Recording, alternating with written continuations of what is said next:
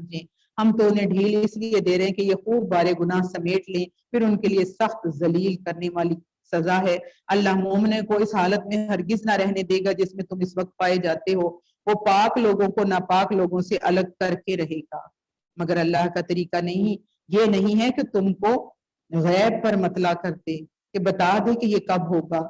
غیب کی باتیں بتانے کے لیے تو وہ اپنے رسولوں میں سے جس کو چاہتا ہے منتخب کر لیتا ہے، لہٰذا امور غیب کے بارے میں اللہ اور اس کے رسول پر ایمان رکھو، مگر ایمان پر قائم رہو اور خدا ترسی کی روش پر چلو تو پھر یہ والا بدلہ ملے گا۔ جن لوگوں کو اللہ نے اپنے فضل سے نوازا ہے پھر وہ بخل سے کام لیتے ہیں، وہ اس خیال میں نہ رہے کہ یہ بخیلی ان کے لیے اچھی ہے یا نہیں، کہ ان کے حق میں نہایت بری ہے۔ جو کچھ وہ اپنی کنجوسی سے جمع کر رہے ہیں وہی قیامت کے روز ان کے گلے کا طوق بن جائے گا۔ زمینوں آسمانوں کی میراث اللہ ہی کی ہے اور جو کچھ تم کرتے ہو اللہ اس سے باخبر ہے۔ اللہ نے ان لوگوں کا قول سنا جو کہتے ہیں کہ اللہ فقیر ہے اور ہم غنی ہیں۔ ان کی یہ باتیں بھی ہم لکھ لیں گے، ان سے پہلے وہ پیغمبروں کو ناحق قتل کرتے رہے ہیں، وہ بھی ان کے نامہ اعمال میں ثبت ہے۔ جب فیصلہ کا وقت آئے گا اس وقت ہم ان سے کہیں گے لو اب عذاب جہنم کا مزہ چکھو، یہ تمہارے اپنے ہاتھوں کی کمائی ہے، اللہ اپنے بندوں کے لیے ظالم نہیں ہے۔ جو لوگ کہتے ہیں کہ اللہ نے ہم کو ہدایت کر دی ہے کہ ہم کسی کو رسول تسلیم نہ کریں جب تک کہ وہ ہمارے سامنے ایسی قربانی نہ کرے جسے غیب سے آ کر آگ کھا لے، ان سے کہو کہ تمہارے پاس مجھ سے پہلے بہت سے رسول آ چکے، بہت سی روشن نشانیاں لائے اور وہ نشانی بھی لائے تھے جس کا تم ذکر کرتے ہو، پھر اگر ایمان لانے والے کے لیے شرط پیش کرنے میں تم سچے ہو تو ان رسولوں کو تم نے کیوں قتل کیا؟ اب اے محمد صلی اللہ علیہ وسلم یہ لوگ تمہیں جھٹلاتے ہیں تو بہت سے رسول تم سے پہلے جھٹلائے جا چکے ہیں جو کھلی کھلی نشانیاں اور صحیفے اور روشنی بخشنے والی کتابیں لائے تھے۔ آخرکار ہر شخص کو مرنا ہی ہے اور تم سب اپنے پورے پورے اجر قیامت کے روز پانے والے ہو۔ کامیاب دراصل وہ ہے جو آتش دوزخ سے بچ جائے اور جنت میں داخل کر دیا جائے۔ رہی ہے دنیا تو یہ محض ایک ظاہر فریب چیز ہے۔ مسلمانوں تمہیں مال اور جان دونوں کی آزمائشیں پیش آ کر رہیں گی اور تم اہل کتاب اور مشرکین سے بہت سی تکلیف دہ باتیں سنو گے۔ اگر ان سب حالات میں تم صبر اور خدا ترسی کی روش پر قائم رہو تو یہ بڑے حوصلے کا کام ہے۔ ان اہل کتاب کو وہ عہد بھی یاد دلاؤ جو اللہ نے ان سے لیا تھا کہ تمہیں کتاب کی تعلیمات کو لوگوں میں پھیلانا ہوگا، یہ کام کرنا ہوگا، انہیں پوشیدہ نہیں رکھنا ہوگا، مگر انہوں نے کتاب کو پس پشت ڈال دیا اور تھوڑی قیمت پر اسے بیچ ڈالا۔ کتنا برا کاروبار ہے جو یہ کر رہی ہیں۔ تم ان لوگوں کو عذاب سے محفوظ نہ سمجھو جو اپنے کرتوتوں پر خوش ہیں اور چاہتے ہیں کہ ایسے کاموں کی تعریف انہیں حاصل ہو جو فی الواقع انہوں نے نہیں کیے ہیں۔ حقیقت میں ان کے لیے دردناک سزا تیار ہے۔ زمین و آسمان کا مالک اللہ ہے اور اس کی قدرت سب پر حاوی ہے۔ زمین اور آسمانوں کی پیدائش میں، رات اور دن کے باری باری سے آنے میں ان ہوش مند لوگوں کے لیے بہت سی نشانیاں ہیں جو اٹھتے بیٹھتے لیٹتے ہر حال میں اللہ کو یاد کرتے ہیں اور آسمان و زمین کی ساخت میں غور و فکر کرتے ہیں۔ پروردگار یہ سب کچھ تو نے فضول اور بے مقصد نہیں بنایا ہے، تو پاک ہے اس سے کہ ابس کام کرے، پس اے رب ہمیں دوزخ کے عذاب سے بچا لے۔ تو نے جسے دوزخ میں ڈالا اسے در حقیقت بڑی ذلت اور رسوائی میں ڈال دیا، پھر ایسے ظالموں کا کوئی مددگار نہ ہوگا۔ مالک ہم نے ایک پکارنے والے کو سنا جو ایمان کی طرف بلاتا تھا اور کہتا تھا کہ اپنے رب کو مانو، ہم نے اس کی دعوت قبول کی، بس اے ہمارے آقا جو قصور ہم سے ہوئے ان سے درگزر فرما، جو برائیاں ہم میں ہیں انہیں دور کر دے اور ہمارا خاتمہ نیک لوگوں کے ساتھ کر۔ خداوند جو وعدے تو نے اپنے رسولوں کے ذریعے سے کیے ان کو ہمارے ساتھ پورا کر اور قیامت کے دن ہمیں رسوائی میں نہ ڈال، بے شک تو اپنے وعدے کے خلاف کرنے والا نہیں ہے۔ جواب میں ان کے رب نے فرمایا میں تم میں سے کسی کا عمل ضائع کرنے والا نہیں ہوں، خواہ مرد ہو یا عورت، تم سب ایک دوسرے کے ہم جنس ہو۔ اللہ تعالیٰ ہم جنس بتا رہا ہے، یعنی کہ میری نگاہ میں تم سب برابر ہو، یہ اللہ تعالیٰ فرما رہے ہیں۔ لہٰذا جن لوگوں نے میری خاطر اپنے وطن چھوڑے، جو میری راہ میں اپنے گھروں سے نکالے گئے اور ستائے گئے اور میرے لیے لڑے اور مارے گئے، ان سب کے قصور میں معاف کر دوں گا اور انہیں ایسے باغوں میں داخل کروں گا جن کے نیچے نہریں بہتی ہوں گی، اور ان کی جزا یہ ہے کہ اللہ کے ہاں اور بہترین جزا اللہ ہی کے پاس ہے۔ اب دیکھیں یہاں پہ مرد اور عورت اللہ تعالیٰ نے فرمایا کہ تم میری نگاہ میں سب برابر ہیں. اس کی مثال دیکھ لیں کہ فرعون مرد ہو کر جہنم میں گیا کیونکہ اللہ کا نافرمان تھا، اور آسیہ جو تھی وہ عورت ہونے کے باوجود جنت میں گئی. ان کے مرد جو ہے وہ لازمی جنت میں نہیں جائیں گے، کوئی ایسا درجہ نہیں دیا گیا، سب اپنے اپنے اعمال میں. اے نبی، دنیا کے ملکوں میں خدا کے نافرمان لوگوں کی چلت پھرت تمہیں کسی دھوکے میں نہ ڈال دے. آج ہم دیکھ رہے ہیں نا، مغربی ممالک کی طرف کو دوڑ لگی ہوئی ہے ہماری، دوڑ دوڑ کے جاتے ہیں کہ وہاں سے دولت بڑی کمائی جا رہی. اللہ تعالیٰ فرما رہے ہیں کہ ان کی چلت پھرت، ان کی دولت، ان کا رہنا سہنا کسی دھوکے میں نہ ڈال دے. یہ تو محض چند روزہ زندگی کا تھوڑا سا لطف ہے. فکر کس کی کرو؟ اپنے ایمان کی، کیونکہ یہ تو تھوڑا سا چند روزہ زندگی کا لطف ہے، پھر یہ سب جہنم میں جائیں گے جو بدترین جائے قرار ہے. وہ یہ کرنا چاہ رہے ہیں، اللہ تعالیٰ نے ان کو دیکھے کہاں سے کہاں پہنچا دیا، مال دولت عزت شہرت کہاں سے کہاں پہنچا دیا. لیکن کیا کہہ رہے ہیں اللہ تعالیٰ کہ یہ سب جہنم میں جائیں گے جو بدترین جائے قرار ہے. برعکس اس کے جو لوگ اپنے رب سے ڈرتے ہوئے زندگی بسر کرتے ہیں، ان کے لیے ایسے باغ ہیں جن کے نیچے نہریں بہتی ہیں. ان باغوں میں وہ ہمیشہ رہیں گے. اللہ کی طرف سے یہ سامان ضیافت ہے ان کے لیے، اور جو کچھ اللہ کے پاس ہے نیک لوگوں کے لیے وہی سب سے بہتر ہے. اہل کتاب میں کچھ لوگ ایسے بھی ہیں جو اللہ کو مانتے ہیں، اس کتاب پر ایمان لاتے ہیں جو تمہاری طرف بھیجی گئی، اور اس کتاب پر بھی ایمان رکھتے ہیں جو اس سے پہلے خود ان کی طرف بھیجی گئی تھی. اللہ کے آگے جھکے ہوئے ہیں، اللہ کی آیات کو تھوڑی سی قیمت پر بیچ نہیں دیتے، اللہ کے حکم کو اپنے نفس کی خواہش پہ قربان نہیں کر دیتے، شیطان کے بہکاوے پر اس کو قربان نہیں کر دیتے، دنیا کے تھوڑے سے فائدے کی وجہ سے اپنے ایمان کو کھو نہیں دیتے. ان کا اجر ان کے رب کے پاس ہے، اللہ حساب چکانے میں دیر نہیں لگاتا. اے لوگوں جو ایمان لائے ہو، ایمان والوں کو ہدایات دی جا رہی ہیں. کس کو؟ مجھے اور آپ کو، ہم سب کے لیے. ہدایت نمبر 1 کیا ہے؟ صبر سے کام لو. نمبر 2 ہے باطل پرستوں کے مقابلے میں پامردی دکھاؤ. اور نمبر 3 ہے حق کی خدمت کے لیے کمر بستہ رہو، ہمیشہ تیار رہو.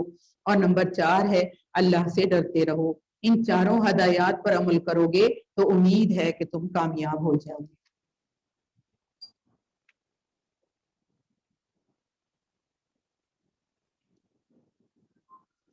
سورۃ النساء شروع کرتے ہیں. بسم اللہ الرحمن الرحیم. یا ایہا الناس اتقوا ربکم الذی خلقکم من نفس واحدۃ وخلق منها زوجها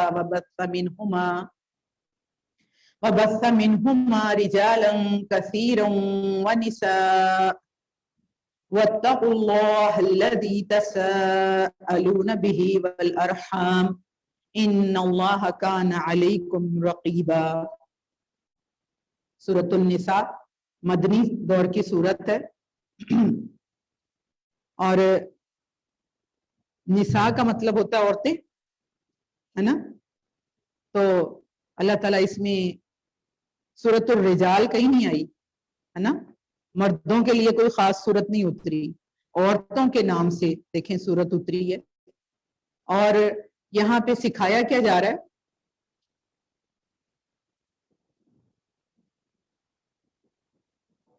جو بنی اسرائیل کو ہدایات دی جا رہی ہے نا، اصل میں بنی اسرائیل سے جو ہے وہ اب امت محمدیہ کی طرف وہ جو آ گیا ہے، یہ منصب آ گیا ہے، تو امت محمدیہ کو جو ہے وہ ہدایات دی جا رہی ہیں، سمجھایا جا رہا ہے کہ کیسے کام کرنا ہے. اس مشن کے لیے جو ہے وہ جو پارہ نمبر 4 میں ابھی ہم نے پیچھے جو ہے وہ پارہ 4 جب شروع کیا تھا تو کیا ہدایات دی گئی تھی کہ اس میں کہ نیکی کی روح سمجھائی جا رہی ہے کہ ہر کام جو ہے اب آگے اس مشن کی تیاری کے لیے، اس کام کے اس منصب کے لیے جو ہے وہ ہر کام جو ہے وہ کس روح کے ساتھ کرنا ہے کہ اللہ کی محبت کے ساتھ. اب یہاں پہ سورہ نساء شروع ہو رہی ہے، یعنی کہ انسانی تمدن اور نظام جہاں بھی جو ہے وہ اللہ تعالیٰ نے اس کے اقامتی منصوبے میں اللہ تعالیٰ نے عورت کو انتہائی اہم کردار تفویض کیا. سورہ نساء میں یہ ہمیں سمجھایا جائے گا۔ عورت کے اسی مقام و کردار کی بنا پر پوری مکمل سورت کا نام جو ہے وہ سورہ نساء رکھ دیا گیا۔ اس سے اندازہ ہوتا ہے کہ اب یہ جو نیا نظام اور انتظام جو اب شروع ہونے جا رہا ہے، اس میں عورت کا مقام کس قدر بلند ہے۔ عورت کے لیے اس میں ہمیں حیا اور حجاب کے احکامات اور ہدایات ملیں گی، اور ان سب میں وہ حکمتیں پوشیدہ ہیں کہ عورت کا کردار جو ہے اور مقام جو ہے اور مزاج اور تشخص کا تحفظ جو ہے وہ حیا اور حجاب جیسی جو ہے مؤثر تدابیر اور تراکیب سے کیا گیا۔ ہم سورہ نساء شروع کرتے ہیں۔ بسم اللہ الرحمن الرحیم، شروع اللہ کے نام سے جو رحمان اور رحیم ہے۔ لوگو اپنے رب سے ڈرو جس نے تم کو ایک جان سے پیدا کیا ہے اور اسی جان سے اس کا جوڑا بنایا، اور ان دونوں سے بہت سے مرد اور عورت دنیا میں پھیلا دیے۔ اس اللہ سے ڈرو جس کا واسطہ دے کر تم ایک دوسرے سے اپنے حق مانگتے ہو، اور رشتہ اور قرابت کے تعلقات کو بگاڑنے سے پرہیز کرو۔ یقین جانو کہ اللہ تم پر نگرانی کر رہا ہے۔ خطبہ نکاح میں پڑھی جانے والی آیت ہے۔ اللہ تعالیٰ کیا فرما رہے ہیں؟ اپنے رب سے ڈرو جس نے تم کو ایک جان سے پیدا کیا، اور حضرت آدم علیہ السلام، پھر انہی سے ان کا جوڑا بنایا، پھر ان سے بہت سے مرد و عورت دنیا میں پھیلا دیے، اور پھر تقوی کا ذکر، واتقوا اللہ، شروع میں یا ایھا الناس اتقوا، اور پھر اب آگے پھر واتقوا اللہ، اور اس اللہ سے ڈرو جس کا واسطہ دے کر تم ایک دوسرے سے اپنے حق مانگتے ہو۔ یعنی کہ اس آیت میں تقوی کا ذکر 2 مرتبہ، اور یہ بتایا جا رہا ہے کہ تقوی جو ہے وہ تمام چیزوں کی، تمام کاموں کی، تمام معاملات کی جڑ ہے۔ اب ایک خطبہ نکاح میں اس کو رکھا گیا ہے، تو اس کی رکھنے کا مقصد کیا ہے کہ ایک نیا خاندان وجود میں آنے جا رہا ہے، ایک شادی ہونے لگی ہے، ایک نکاح ہونے لگا ہے، ایک نیا خاندان وجود میں آنے لگا ہے، تو اس کی بنیاد بھی تقوی پہ رکھنی ہے۔ جب تقوی نہیں ہوگا تو عورت اور مرد ایک دوسرے کے حقوق نہیں ادا کر سکیں گے۔ اللہ کو ناراض، اللہ کی ناراضگی سے بچنے کا وہ جذبہ اگر دل میں نہیں ہوگا تو وہ ایک دوسرے کے حقوق نہیں ادا کر سکتے، وہ اللہ کو ناراض نہیں کریں گے۔ اور پھر آگے رشتہ اور قرابت کے تعلقات کو بگاڑنے سے پرہیز کرو، تو صلہ رحمی اور قرابت کے رشتہ داروں کو جو ہے وہ رشتوں کو ان کو توڑیں گے نہیں، بچیں گے کہ یہ اللہ کی محبت میں ان سے محبت کر رہا ہوں، تو اس رشتے کو میں نے جوڑ کے رکھنا ہے۔ عبرانی کی ایک حدیث ہے نا کہ آسمان کے دروازے قطع رحمی کرنے والوں پر بند ہیں۔ رحم کے رشتہ داروں سے ناراض ہو جانا اور ٹوٹ کے بیٹھ جانا اور سالوں سالوں ایک دوسرے سے ملنا ہی نہ، یہ اللہ تعالیٰ یہاں ہمیں بتا رہے ہیں، اس پر آسمانوں کے دروازے بند ہو جاتے ہیں۔ اللہ تعالیٰ فرما رہے ہیں یقین جانو کہ اللہ تم پر نگرانی کر رہا ہے، تمہاری کوششوں کو دیکھتا ہے کہ تم کس بنا پہ اس سے جو ہے وہ قطع رحمی کر کے بیٹھے ہوئے، اور کتنی کوششیں ہیں اس کو جوڑنے کے لیے، یہ اللہ تعالیٰ نگرانی کر رہا ہے۔ اور آگے یتیموں کے بارے میں ہدایات ہیں، یتیموں کے مال ان کو واپس دو، اچھے مال کو برے مال سے نہ بدل لو، اور ان کے مال اپنے مال کے ساتھ ملا کر کھا نہ جاؤ، یہ بہت بڑا گناہ ہے۔ پیچھے ہم پڑھ کے آئے تھے کہ یتیموں کا جو ہے وہ خرچ وہ علیحدہ رکھنے والی بات ہم نے پڑھی تھی، تو اس کو کہا گیا تھا کہ آپس میں ان کو ملا کے اتنا سا لے لو جتنا کہ اس کی ضرورت پوری ہو جائے۔ اب یہاں پہ کیا اللہ تعالیٰ فرما رہے ہیں کہ ان کے مال اپنے مال کے ساتھ ملا کر نہ کھا جاؤ۔ دیکھیں ہدایت وہی ہے کہ اتنا سا ان کے مال میں سے لو کہ وہ ضروریات پوری ہو جائیں، ایسا نہ ہو کہ اپنے مال میں ان کا مال ملا کے تم سارا ہی کھا جاؤ۔ یہ اللہ تعالیٰ فرما رہے ہیں کہ بہت بڑا گناہ ہے، اور اگر تم یتیموں کے ساتھ بے انصافی کرنے سے ڈرتے ہو تو جو عورتیں تم کو پسند آئیں ان میں سے 2 3 4 سے نکاح کر لو۔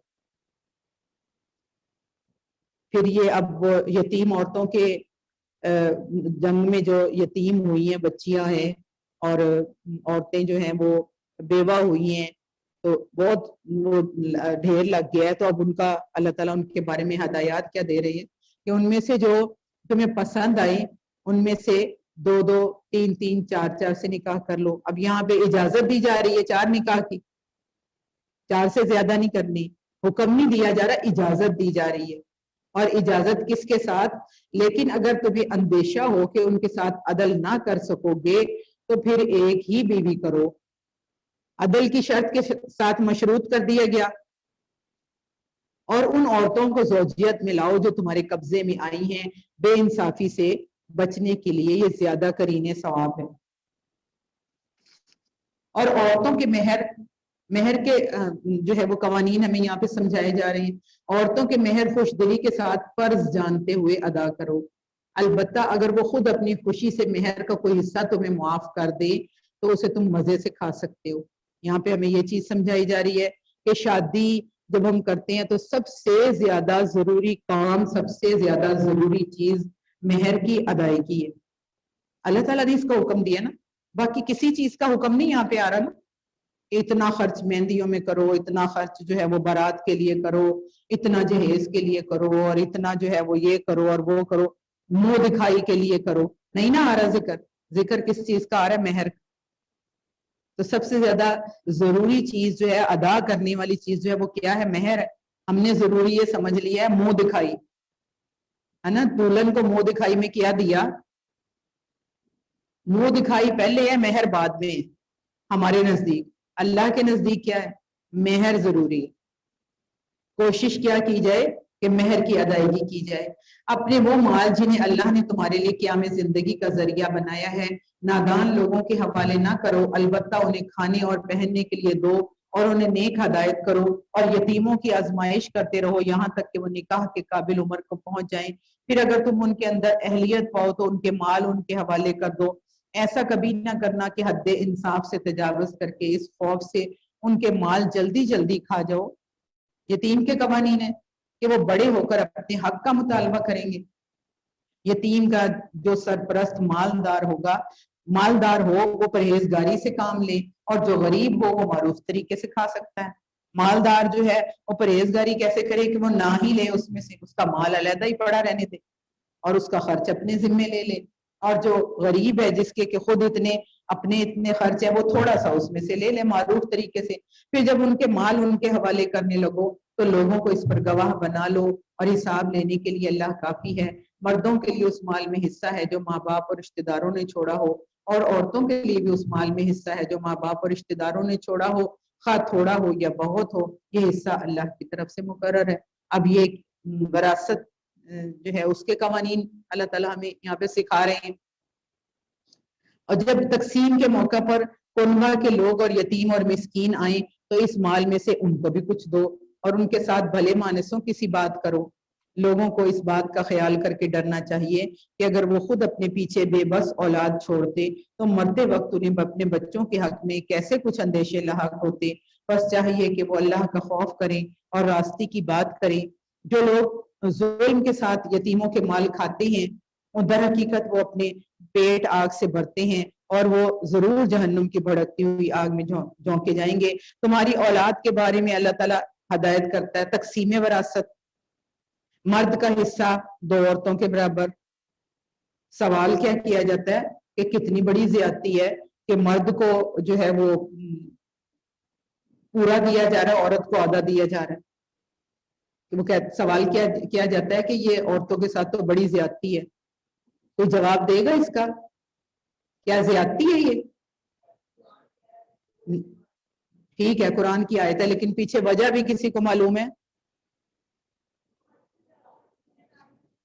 ہاں بولیں شاباش۔ اس لیے اس کو دیا جاتا ہے۔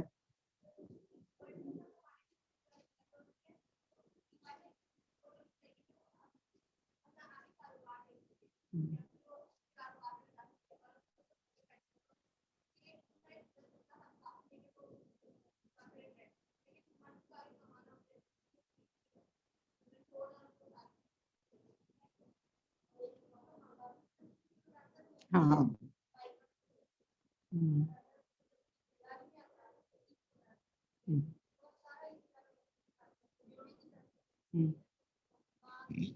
مرد کو جو ہے وہ کفالت کی، کمانے کی، اور وہ گھر میں جتنے افراد ہیں وہ سب کی ذمہ داری اس کے اوپر ہوتی ہے۔ عورت کے اوپر تھوڑی ہوتی ہے ذمہ داری کہ وہ ان کے لیے کما کے لے کے آئے، ان کے اخراجات پورا کرے۔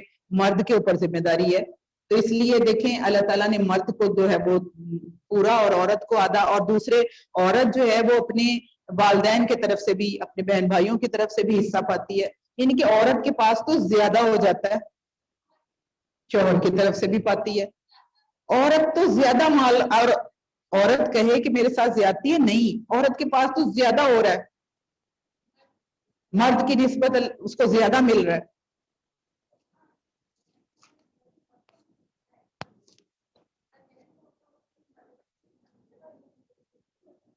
پڑھتے ہیں ہم آگے جا کے، اگر میت کی وارث 2 سے زائد لڑکیاں ہوں تو انہیں ترکے کا 2/3 دیا جائے گا، اور اگر ایک ہی لڑکی وارث ہو تو آدھا ترکہ اس کا ہے۔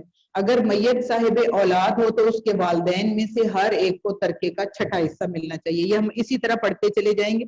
اور اگر وہ صاحب اولاد نہ ہو اور والدین ہی اس کے وارث ہوں تو ماں کو 3واں حصہ دیا جائے گا۔ اگر میت کے بھائی بہن بھی ہوں تو ماں 6 حصے کی حقدار ہوگی، اور یہ سب حصے اس وقت نکالے جائیں گے جب وصیت جو میت نے کی ہو وہ پوری کر دی جائے گی اور جو قرض اس پر ہو وہ ادا کر دیا جائے گا۔ سارے کوئی فوت ہو گیا ہے اس کے جو مال ہے اس کو سارے کو جمع کیا جائے گا، اور سب سے پہلے جو ہے وہ کام کیا کیا جائے گا کہ جو اس کے اوپر قرض ہے اس کو ادا کیا جائے گا، اور پھر جو اس نے وصیت کی ہے وہ اس میں سے نکالا جائے گا مال، اور اب جو باقی مال بچا ہے وہ وارثوں میں تقسیم ہوگا۔ اور تم نے، اللہ تعالیٰ فرما رہی، یہ حصے میں نے کیوں مقرر کیے؟ اس لیے کہ تم نہیں جانتے کہ تمہارے ماں باپ اور تمہاری اولاد میں سے کون بالحاظ نفع تم سے قریب تر ہے، یہ حصے اللہ نے مقرر کر دیے، اور اللہ یقیناً سب حقیقتوں سے واقف ہے اور ساری مصلحتوں کا جاننے والا ہے۔ اور تمہاری بیویوں نے جو کچھ چھوڑا ہو اس کا آدھا حصہ تمہیں ملے گا، اور اگر وہ بے اولاد ہوں، ورنہ اولاد کی صورت میں ترکہ کا 1/4 حصہ تمہارا ہے، جبکہ وصیت جو انہوں نے کی ہو پوری کر دی جائے اور قرض جو انہوں نے چھوڑا ہو ادا کر دیا جائے، اور وہ تمہارے ترکہ میں سے 1/4 کی حقدار ہو۔ اگر تم بے اولاد ہو، ورنہ صاحب اولاد ہونے کی صورت میں ان کا 8واں حصہ ہوگا، بعد اس کے کہ جو وصیت تم نے کی ہو وہ پوری کر دی جائے، جو قرض تم نے چھوڑا ہو وہ ادا کر دیا جائے۔ اور اگر وہ مرد یا عورت جس کی میراث تقسیم طلب ہے وہ بے اولاد بھی ہو اور اس کے ماں باپ بھی زندہ نہ ہو تو اب کیا ہوگا؟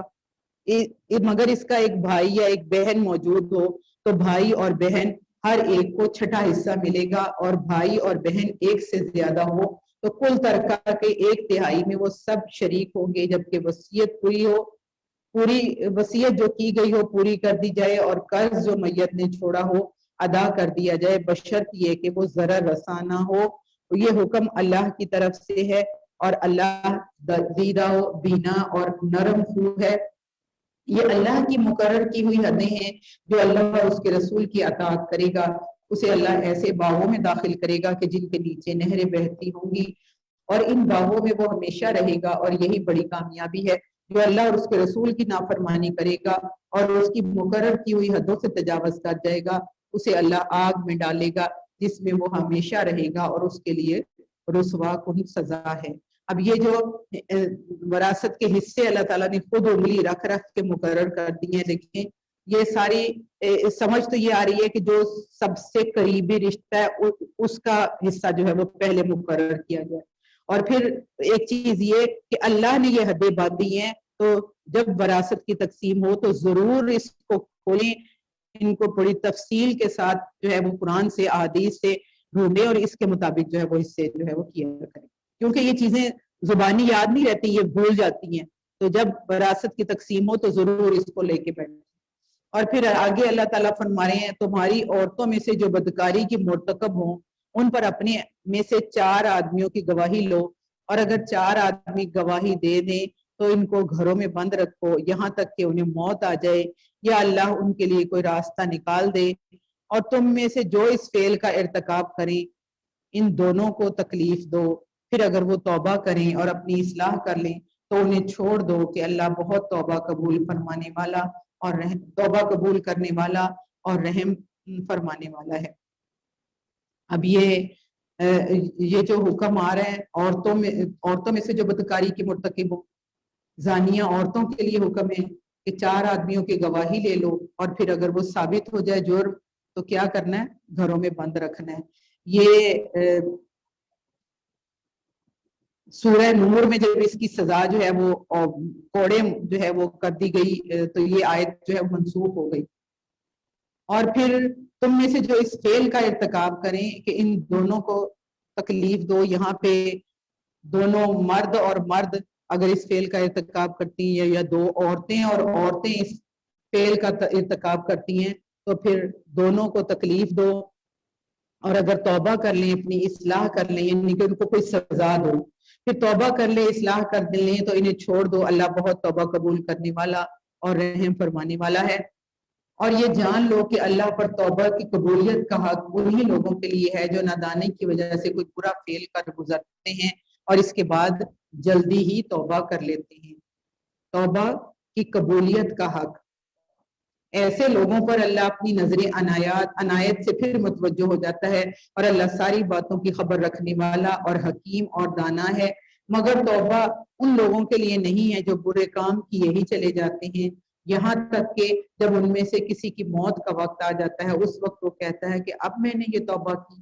اور اسی طرح توبہ بھی ان کے لیے نہیں ہے جو مرتے دم تک کافر رہیں، ایسے لوگوں کے لیے تو ہم نے دردناک سزا تیار کر رکھی ہے۔ یعنی کہ توبہ کے معنی جو ہے پلٹنے اور رجوع کرنے، اللہ تعالیٰ سے معافی مانگنے اور رجوع کرنے، یعنی کہ اس گناہ کو بالکل چھوڑ دینا اور اللہ کے حکم کی طرف رجوع کر لینا ہے۔ گناہ کے بعد بندے کا خدا سے توبہ کرنا یہ معنی رکھتا ہے کہ ایک غلام اور جو اپنے آقا کا نافرمان بن کر اس سے منہ پھیر گیا تھا، اب اپنے کیے پر پشیمان ہے اور اطاعت و فرمانبرداری کی طرف پلٹ آیا ہے۔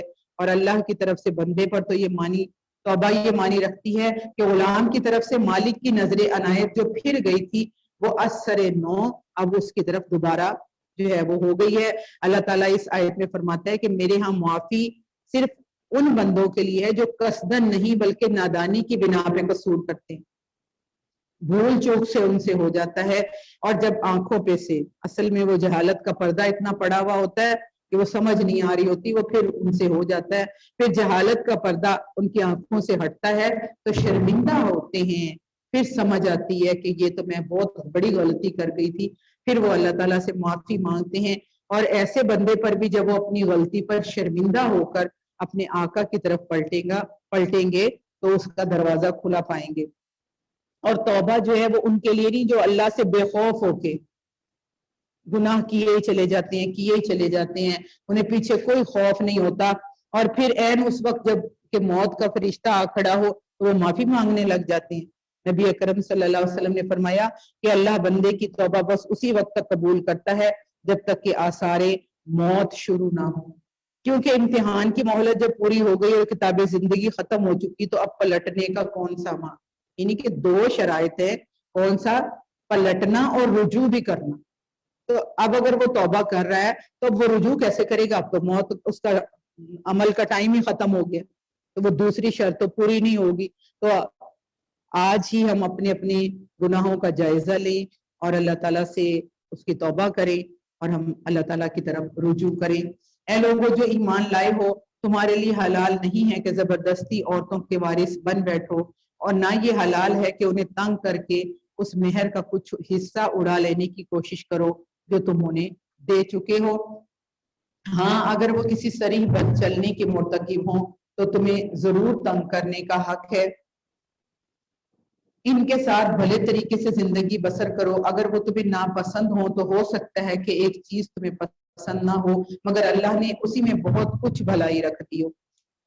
یعنی کہ اگر عورت خوبصورت عورت ہے یا مرد ہے، دونوں کے لیے دیکھیں یہ ہدایات نظر آ رہی ہیں، خوبصورت نہیں ہے، اس میں کوئی ایسا نقص ہے جو کہ زوجین میں سے ایک دوسرے کو پسند نہیں آ رہا، تو مناسب نہیں ہے کہ فوراً دل برداشتہ ہو کے اس کو چھوڑ دیں۔ کوئی عادت ایسی ہے، پورا جو ہے وہ سارا کچھ تو سب کو نہیں ملتا، کوئی نہ کوئی کمی اگر ہے تو اس کا مطلب یہ نہیں ہے کہ وہ فوراً سے دل برداشتہ ہو اور اس کو چھوڑنے پر ہی آمادہ ہو جائے۔